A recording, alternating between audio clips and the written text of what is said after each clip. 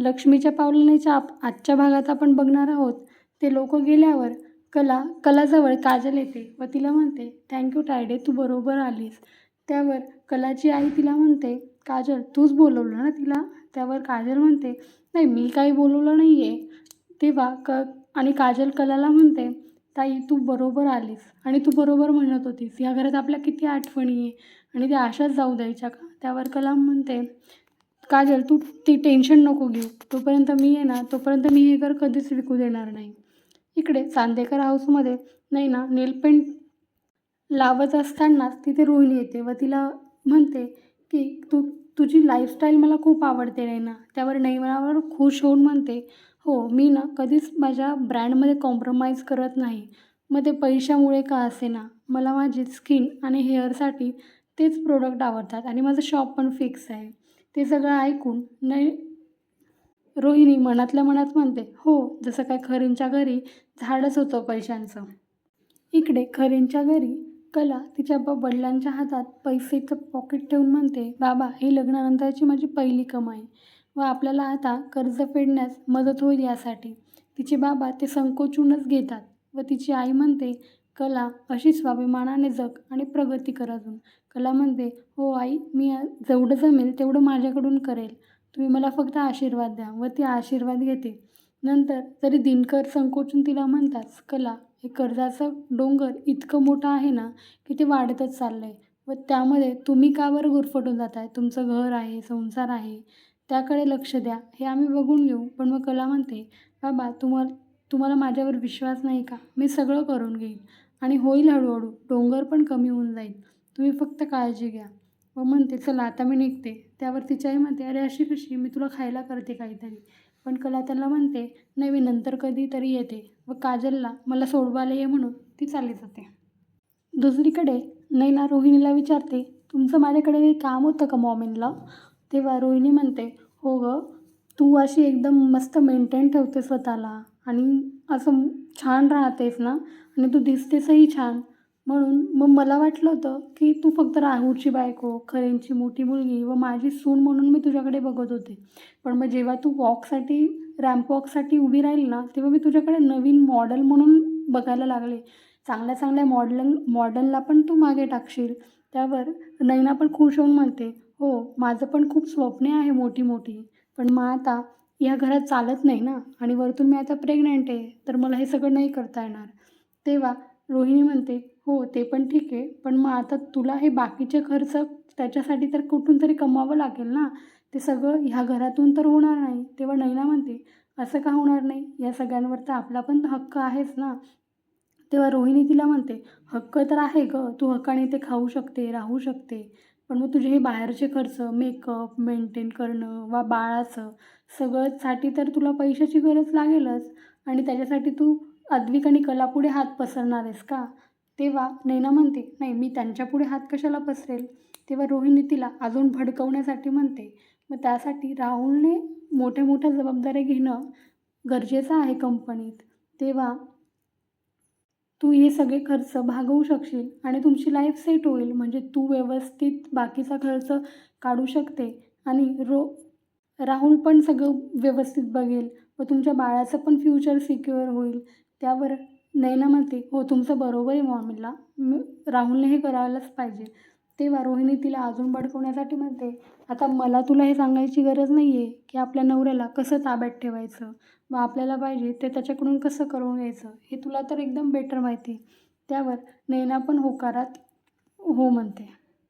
बेडरूममध्ये कला पैशांचं मॅनेजमेंटच करत असते व तेव्हा ती म्हणते की डिझाईनच्या पैशांव्यतिरिक्त आई पप्पाला मी जर 60-70 हजार रुपये अजून दिले तर त्यांचं खूप मदत होऊन जाईल कर्जासाठी. म्हणून ती म्हणते, अरे मी बाळू काकांना फोन करून विचारते, गणपतीचं काही काम असेल तर ती काकांना फोन करते व त्यांना तसं विचारते. पण ते म्हणतात, अगं तू तर चांदेकरांची सून आहेस ना, तुला आता काही गरज नाही आहे. त्यामुळे मी 1-2 मोठ्या मोठ्या कॉन्ट्रॅक्टरला ते काम देऊन टाकलं आधीच. तर त्यावर कला थोडीशी नाराज होऊन म्हणते, बरं ठीक आहे, मग काही असेल एक्स्ट्राचं काम तर मला नक्की सांगा. इकडे खरींच्या घरी काजल, तिची आई आणि तिचे बाबा बसलेले असतानाच काजलची आई म्हणते, आता ना कला आपल्या मागे खंबीरपणे उभी आहे पण मग किती दिवस तिच्यावर आपण डिपेंड राहणार आहोत? आपल्याला पण काहीतरी करावंच लागेल ना. त्यावर दिनकर पण म्हणतात, "हो, आपण पण काहीतरी करू. मी माझ्या साहेबांना विचारून अजून वाढीव काम भेटतं का त्यासाठी विचारतो." ते त्या संगीता पण त्याला होला हो मिळवते व पण मग दिनकर म्हणतात, "पण मग असंच आपण हमालीची कामं करून किती पैसे मिळवणार आहोत? आपल्याला काहीतरी तर केलंच पाहिजे." त्यावर संगीता उपाय शोधते व म्हणते, "आपण ना त्या सुकन्याताईकडून व्याजावर पैसे घेऊन बँकेचं कर्ज फेडून टाकू व नंतर सुकन्याताईला देऊन टाकू हळूहळू." पण मग दिनकर त्याला साफ नकार देतात व म्हणतात, "नाही म्हटलं ना एकदा तर नाही." सगळे विचारच करत असतात की आता पुढे काय करायचं. बेडरूममध्ये कला विचार करत असतानाच अद्विक ऑफिसवरून घरी येतो व तिला विचारतो, "काय मग खरे आली का घरी जाऊन?" पण मग कलाचे लक्षच नसते. तेव्हा अद्विक तिच्यासमोर चुटकी वाजवून तिला थोडंसं होशमध्ये आणतो व म्हणतो, "काय लक्ष कुठे?" त्यावर कला म्हणते, "नाही नाही, मी माझ्या विचारात होते." व तिची डायरी कबडमध्ये ठेवून ती चाली जाते. नंतर अद्विक म्हणतो, "काय माज आहे? मी तर चांगलाच प्रश्न विचारला होता ना." त्यावर उत्तर काय दिले तर काही नाही.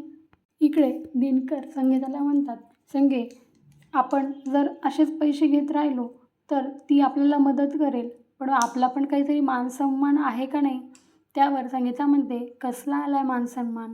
जोपर्यंत या जीवात जीव आहे तोपर्यंत असतं सगळं, नंतर काही नसतं." तेव्हा दिनकर म्हणतात, "संगे, आपल्यावर इतके मोठा प्रसंग आलाय तरी पण मी हे म्हणतोय म्हणजे काही ना काही त्यामध्ये कारण असेलच ना, आणि मला पण माझ्या जबाबदाऱ्या ठाव आहे." त्यावर संगीता म्हणते, "काय मग आता काय करायचं? एकदाच आपण घेऊन टाकू ना तिच्याकडून पैसे आणि हा मॅटरच संपवून टाकू." त्यावर दिनकर नाराज होऊन तिथून चाले जातात. रात्री बेडरूममध्ये कला तिच्याच तंद्रीत तिचं गादी आणि ते अंथरत असते व आद्विकचं लक्ष असते तिच्याकडे. तेव्हा तो मनातल्या मनात विचार करतो, काय झालं या खरेला? का भांडत नाही आहे, बोलत नाही आहे, अशी विचित्रसारखी का वागते? आधीपासून तर विचित्र आहे, पण मग ही अति आगाऊ जास्तच विचित्र वागत नाही आहे का आजकाल? व नंतर तो तिला आवाज देतो, "खरे, खरे." तेव्हा 2 वेळेस आवाज दिल्यावर कला त्याला होकार मिळवते व म्हणते, "काय झालं?" त्यावर तो म्हणतो, "अगं बेडशीट तू उलटी टाकते. काय झालं आहे?" त्यावर कला म्हणते, "नाही, काही झालं नाही आहे, चुकून उलटी टाकली." मग ते सगळं बघून अद्विक वापस मनात विचार करू लागतो, काय झालं हिला? एवढी शांत शांत का बरे? माझ्यामुळे तर काही झालं नाही ना? पण मी तर चांगलाच वागतोय. काय झालं काय माहिती? एकदा बडबड करायला लागली की फक्त बडबड करते आणि शांत झाली तर आता एक पण शब्द बोलत नाही आहे. पण ही माझ्याशी का अशी वागते?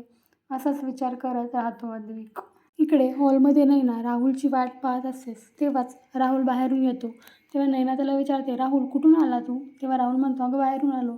तेव्हा नैना त्याच्यावर खूप जास्त रागवते व ते जोरजोरात ओरडून त्याला विचारत असते, "तू कुठं जातोय? तुला रात्री उशीर होणार होता, तर तू कोणाला घरात सांगायचं तरी, आणि तू सकाळपासून गेलाय तर तू रात्री आलाय. तुला काही जबाबदारी आहे का नाही?" तेव्हा राहुल म्हणतो, "अगं काय झालंय ते तरी सांग." त्यावर नैना म्हणते, "आता ते पण मलाच विचार. तुझी काही जबाबदारी आहे का नाही? तू आता बाप होणार आहेस." त्यावर राहुल म्हणतो, "रात्रीचे 11 वाजले. तू आता हळू आवाजात बोलशील का? घरात उगाच तमाशा करू नको." तेव्हा नैना पण चिडते व ती म्हणते, "तमाशा करू नको? तू हे वापस मलाच म्हणतोय? तुला थोडी पण लाज नाही वाटायला पाहिजे." ते चालू असतानाच तिथे घरातले सगळे जमा होतात. तेव्हा नैना म्हणते, "हे मीच नाही, घरातले सगळे म्हणतात. मी एक वेळ चुकीची असेलही, पण मग घरातले सगळेच चुकीचे नाही असू शकत ना." तेव्हा आबा तिला विचारतात, "काय झालं? एवढं रात्रीची काय आरडाओरडा करत आहे?" व रजनीही म्हणते, "नैना, ह्या अवस्थेत तुला एवढं ओरडणं चांगलं नाही आहे." कला पण काळजीने विचारते, "ताई काय झालं? सगळं बरं आहे ना?" त्यावर नैना चिडून राहुलला म्हणते, "बघ, सगळे मला विचारत आहे. आता काय सांगू मी यांना?" आबा वापस तिला विचारतात, "नैना काय झालं? तू सांगशील का?" त्यावर नैना म्हणते, "आबा, हा सकाळपासून गेला आहे. तो आत्ताच आला आहे आणि मी त्याला फक्त एवढं सांगितलं की तुला उशीर होणार होता तर तू घरात सगळ्यांना कळवायला नको का? आणि आबा, मी आता प्रेग्नेंट आहे, तर मला सगळ्यात जास्त गरज तर याचीच आहे ना. हा तर माझ्यासोबत नसतोच. कुठे जातो ते पण मला सांगत नाही. जर बिझनेसच्या कामासाठी जात असता तर मी एक वेळ समजूनही घेतलं असतं. पण हा कुठे जातो काहीच माहीत नसतं. मला आता तुम्ही सगळे असूनही मला खूप एकटे वाटते घरात. व याला तर काही पडलेलेच नाही आहे." ते सगळे ऐकून सगळे शॉक होऊन जातात. आजच्या भागात एवढंच. उद्या काय होणार आहे जाणून घेण्यासाठी उद्याचा भाग नक्की बघा. व तुम्हाला काय वाटते, आबा काय निर्णय घेतील हे कमेंट करून नक्की कळवा. कला सांगेल का अद्विकला तिचे प्रॉब्लेम्स? सगळं मला कमेंट करून सांगा. व आजचा भाग आवडला असेल तर चॅनलला लाईक, शेअर आणि सबस्क्राईब करायला विसरू नका. थँक्यू.